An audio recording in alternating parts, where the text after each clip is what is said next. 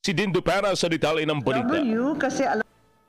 Binuo na ang core team ng legal defense ni dating Pangulong Duterte na tinatayang may 4 hanggang 5 abogado. Bagamat hindi pa isiniwalat ang kanilang mga pangalan, tiyak na isa sa kanila ay isang Pilipino.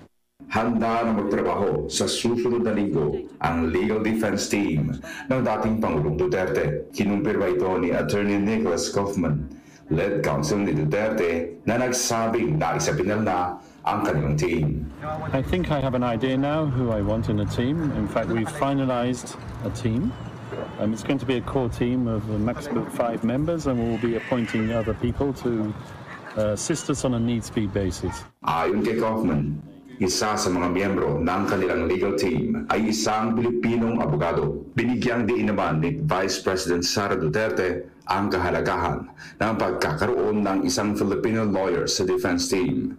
Kailangan ng Filipino lawyer kasi merong mga i-argue doon ng batas ng Pilipinas. Meron talagang... Ni Duterte, isa sa kanila ay nakausap na umano ni VP Sara at magsisilbing assistant counsel ng defense team.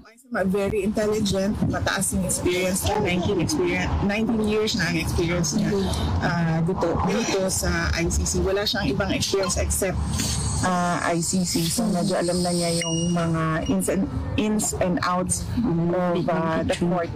Samantala, nilinaw ni Vice President Sara Duterte ang naging pahayag niya sa Senate investigation tungkol sa posibilidad na hindi na makauwi pa sa Pilipinas si dating Pangulong Duterte. Ayon kay VP Sara, hindi ito nangangahulugang nawalan na ng pag-asa ang legal team ng kanyang ama. Ang pahayag niya ay batay lamang sa naging diskusyon sa investigasyon. Meron silang discussion kung tama ba ang buhay, hindi ba tama ang buhay, illegal ba ang buhay, illegal yung ginawa. So, it was an extraordinary action. So, pero na anong pagtatalino nila doon, whether it was a kidnapping, it was an extraordinary action. Hindi na nila bubalik yan. Sinindi siya sa loob. And the only way na makalabas siya is through the system. Inside the ICC. Maayos naman ang kalusugan ni dating Pangulong Duterte, ayon kay VP Sara. Gayunman, pinayuhan ito ng doktor na simulan na ang regular na ehersisyo para mapanatili ang kanyang kalusugan. Sinasabihan siya ng doktor na kung pwede ay maglakad siya, sabi ko sa kanya na baka pwede na siya request na maglakad sa labas, sa kanila na maglakad sa labas. Sabi naman ng doktor na pwede na siya magpas ng ganun siya. And then, sinabihan namin siya, ni-remind namin siya na kung pwede, mag-start na siya ng exercise niya.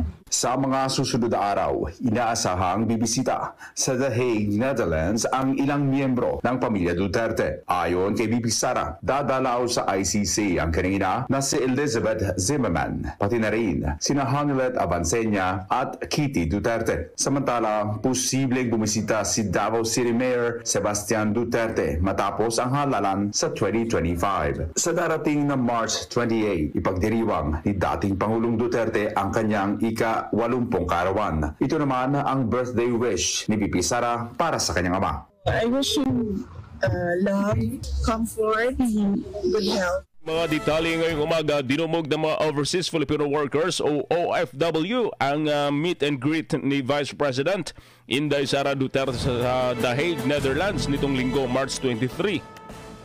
Dito ibinahagi ni VP Sara na ninanais na ni dating Pangulong Rodrigo Duterte na makauwi ng Pilipinas.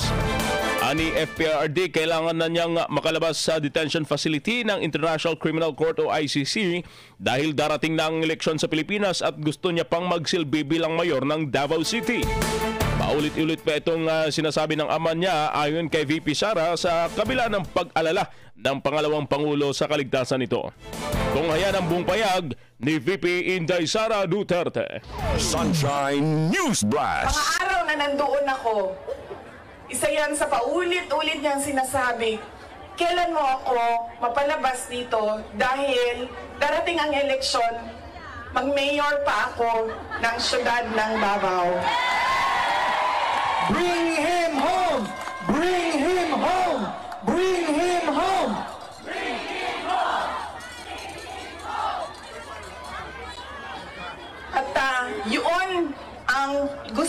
niya, gusto niyang umuwi. Sinabi ko din sa kanya yon pa. Sabi ko, yung kagustuhan mo na umuwi, yan din yung katapusan ng buhay mo. Magiging Ninoy Aquino Jr. ka. At sinabi niya sa akin, sabi niya, kung ganyan ang kapalaran ko, then so be it. Basta lang mauwi ako sa Pilipinas. Kaya meron man akong worry para sa kanyang safety and security, pero lagi niyang inuulit-ulit talaga, ibalik niyo ako sa Pilipinas. Bring him home! Bring him home! Bring him home! Bring him home! Nagtatanong marami, ano bang pwede magawa? Huwag natin tigilan ang panawagan sa gobyerno natin sa Pilipinas at sa lahat ng gobyerno na nakikinig at dito sa ICC na ipaalam sa kanila na mali ang ginawa kay Pangulong Rodrigo Duterte.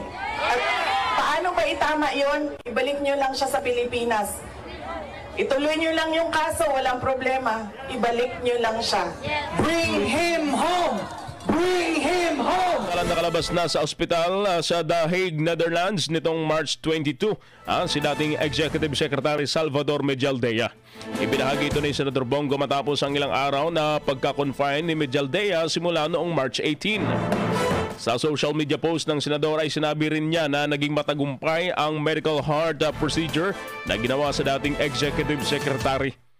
Iyon nga lang, kailangan namang manatili ni Medialdea doon sa Netherlands ng 6 na linggo dahil hindi pa siya maaaring bumiyahe. Sa naging meet and greet activity ng mga overseas Filipino workers o OFW doon kasama si Vice President Sara Duterte itong March 23 ay nakadalo ang dating Executive Secretary. It was President Duterte who challenged the status quo. And so therefore, he is, in that sense, the embodiment of the injustices that have been done against Mindanao, the injustices that have been done against yung mga tao who had no means to be able to express themselves, to voice out their concerns. Ito ang naging pahayag ni Dr. Christopher Ryan Mabolo, isang propesor ng filosofiya at may akda ng radical democracy in the time of Duterte.